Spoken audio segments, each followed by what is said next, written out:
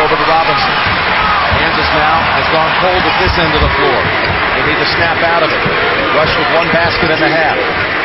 He would normally be the man to get some shots, but Chris Douglas-Roberts is right in his face. Reach in on Douglas-Roberts.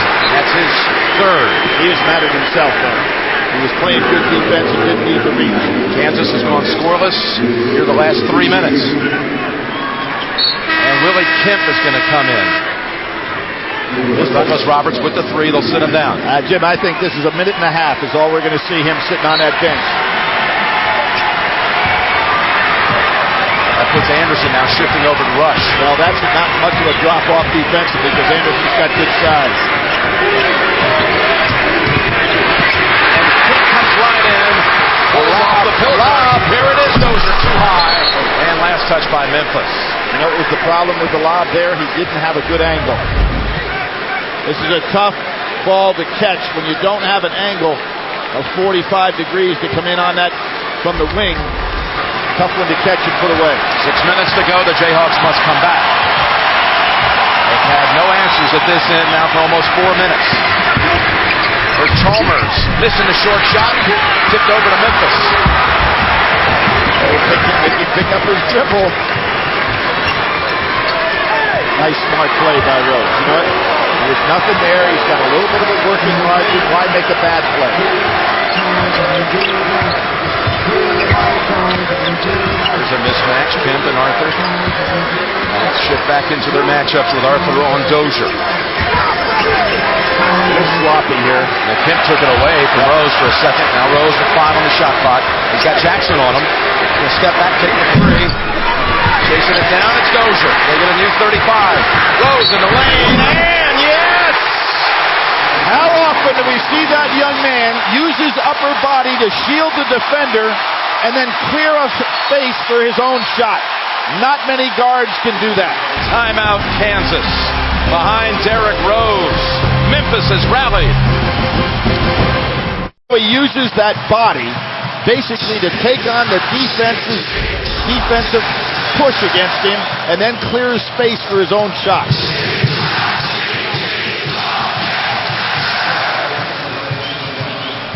All in the last 7 minutes. And Rose and Douglas-Roberts against UCLA, 11 for 12 from the foul line and 9 for 11 from the foul line. Those two shot all of their free throws in the game on Saturday. Just the two players. 20 out of 23 combined.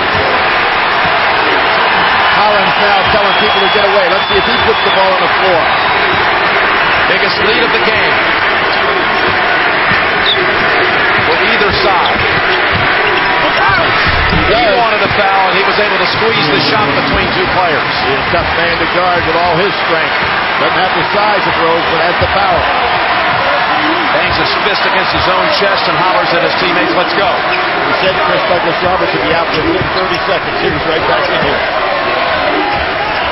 John Calipari telling his team, imploring his team to have more fun than any other squad in this tournament. I want people to watch across the country and say they're having fun like no one else. It's your time, he told them. We'll see if the last 4:20 will prove it's their time. Tapped out by Arthur.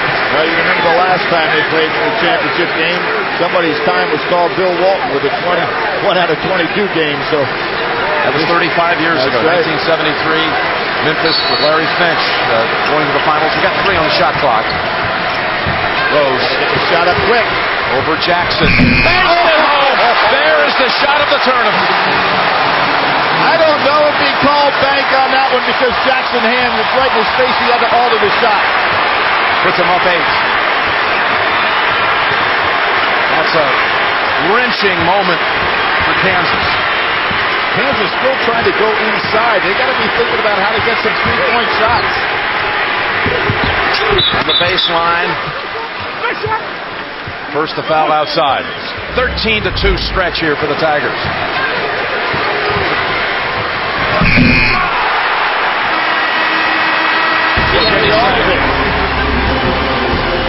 Absolutely brilliant. The shot by Rose is being reviewed, which is allowable in college basketball. It looks now like it's a 2. Look at his left foot. Yeah, Jim, I think it's definitely a 2. As he creates his leap.